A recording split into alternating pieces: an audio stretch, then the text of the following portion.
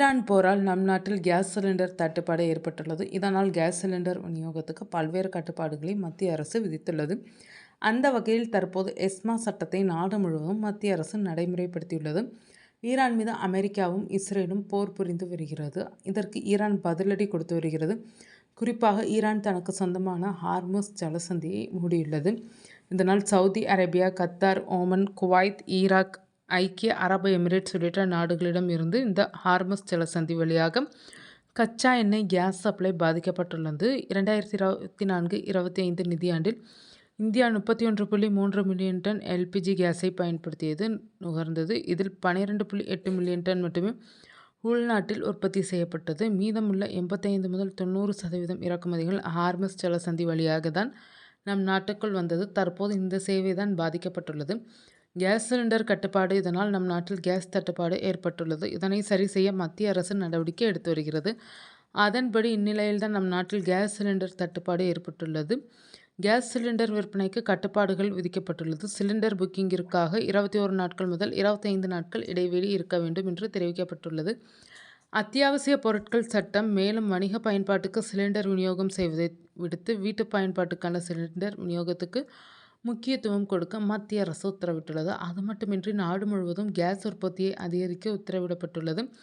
இந்நிலையில்தான் மத்திய அரசு எசென்ஷியல் கமாடிட்டிஸ் ஆக்ட் எனும் அத்தியாவசிய பொருட்கள் சட்டத்தை அமல்படுத்தி அதிரடி நடவடிக்கை எடுத்துள்ளது. அதன்படி நாடு முழுவதும் கேஸ் சிலிண்டர் விநியோகத்தை சீரமைக்கும் வகையில் இந்த சட்டம் கொண்டு வரப்பட்டுள்ளது. 7 ஆண்டு வரை சிறை. இந்த எசென்ஷியல் கமாடிட்டிஸ் ஆக்ட் 1955 படி சட்டத்தை மீறினால் குறைந்தபட்சம் 3 ஆண்டுகள் முதல் அதிகபட்சமாக 7 ஆண்டுகள் வரை சிறை தண்டனை விதிக்க முடியும். மேலும் கூடுதலாக ஓராண்டு வரை சிறை தண்டனை நீட்டிப்பு செய்ய முடியும். மீண்டும் மீண்டும் சட்டத்தை மீறினால் சம்பந்தப்பட்ட தொழிலை முடிக்க முடியும். இது எஸ்மா சட்டத்தின் ஒரு பகுதியாக பிறப்பிக்கப்பட்டுள்ளதாக தகவல்கள் வெளியாகியுள்ளது.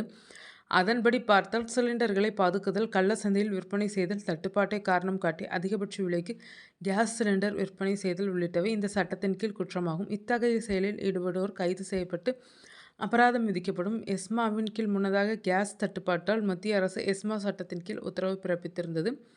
எஸ்மா என்பது எசென்ஷியல் சர்வீசஸ் மெயின்டெனன்ஸ் ஆக்ட் என்பது அத்தியாவசிய பணிகளுக்கான கட்டுப்பாடு சட்டமாகும். மக்களின் அத்தியாவசிய சேவைகளில் பிரச்சனை ஏற்படும் போது இது கொண்டு வரப்படும். தற்போது கேஸ் சிலிண்டருக்கு பிரச்சனை ஏற்பட்டுள்ளது. இதனால் நாடு முழுவதும் கேஸ் சிலிண்டர் விநியோகத்தை சீரமைக்கும் வகையில் இந்த சட்டம் கொண்டு வரப்பட்டுள்ளது. அதன்படி நம் நாட்டில் உள்ள சுத்திகரிப்பு ஆலைகள் மற்றும் பெட்ரோ கெமிக்கல் நிறுவனங்களுக்கு சில முக்கிய உத்தரவுகள் பிறப்பிக்கப்பட்டது. நம் நாட்டில் உள்ள கேஸ் விநியோகத்தை 100% உறுதி செய்யும் வகையில் இந்த நடவடிக்கை எடுக்கப்பட்டுள்ளது. கேஸ் சப்ளையை சரி செய்ய அதன்படி குழாய் வழியாக வீடுகளுக்கு வழங்கப்படும் பிஎன்ஜி வாகனங்களுக்கான சிஎன்ஜி, வீட்டு சிலிண்டர்களுக்கான எல்பிஜி உள்ளிட்டவற்றை அதிகரிக்க மத்திய அரசு உத்தரவிட்டுள்ளது. இதனை நம் நாட்டில் உள்ள நிறுவனங்கள் உறுதி செய்ய வேண்டும் என்றும் பெட்ரோலியம் மற்றும் இயற்கை எரிவாயு அமைச்சகம் எண்ணெய் சுத்திகரிப்பு ஆலைகளுக்கு உத்தரவிட்டுள்ளது. புரோபேன் மற்றும் பியூட்டேன் ஆகியவற்றை பயன்படுத்தி எல்பிஜி கேஸ் தயாரிக்க முடியும். இதனால் அதற்கு முன்னுரிமை கொடுக்க வேண்டும். குறிப்பாக எல்பிஜி கேஸ் உற்பத்தியை அதிகரித்து உள்நாட்டு மக்களின் பயன்பாட்டுக்கு மட்டுமே வழங்க வேண்டும் என்று தெரிவிக்கப்பட்டுள்ளது. இந்த உத்தரவு என்பது எஸ்மா சட்டத்தின் கீழ் பிறப்பிக்கப்பட்டுள்ளது. அதாவது புரோபேன், பியூட்டேன் உள்ளிட்டவற்றை நம் நாட்டில் உள்ள Indian oil corporation, Bharat petroleum, Hindustan petroleum ஆகிய 3 பொதுத்துறை நிறுவனங்களுக்கு மட்டுமே வழங்க வேண்டும்.